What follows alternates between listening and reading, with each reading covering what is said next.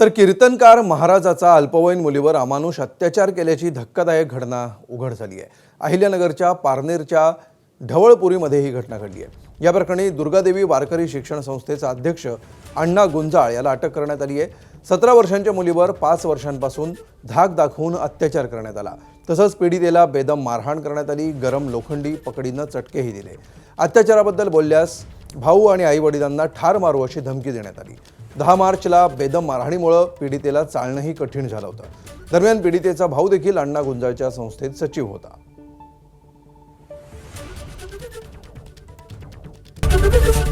ABP माझा, उघडा डोळे बघा नीट।